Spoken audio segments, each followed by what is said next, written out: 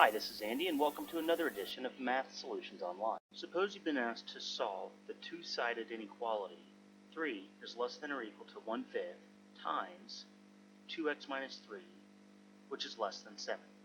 As always, it's important to recognize this as your starting assumption. To get rid of the fraction 1/5, we should use the multiplication property of equations by multiplying each side of the inequality by 5. Starting from the left, 3 times 5 gives you 15. Then, bring down the less than or equal to sign. Multiplying 1/5 by 5 reduces the fraction to 1, leaving only 2x minus 3. Bring down the less than sign. And finally, 7 times 5 gives you 35 on the right. This step is justified by the multiplication property of equations involving real numbers. By the addition property of equations, and in an attempt to get the x by itself, we can add 3 to all sides of this inequality. Adding 3 to 15 gives us 18. Bring down the less than or equal to sign. Add 3 to negative 3, which reduces to 0, leaving only 2x.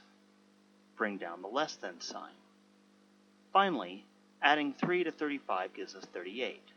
Again, this step is justified by the addition property of equations in a set of real numbers. To further isolate the x, divide each side by 2, resulting in 9 being less than or equal to x, which is less than 19. This works by the division property of multiplication. To visualize this answer on the real number line, draw an x-axis line with both the 9 and 19 evenly spaced. Because the 19 is strictly greater than x, draw an open circle either on the line or above it.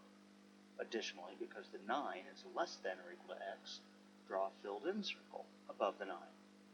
Finally, connect those two endpoints, indicating that the only values of x that make this inequality true are the ones stuck between 9 and 19, including 9, but not including the number 9.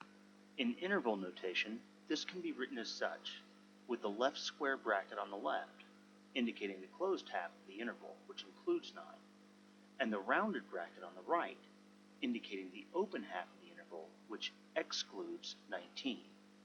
And as always, be sure to clearly box or circle your solution so your teacher can quickly find your answer.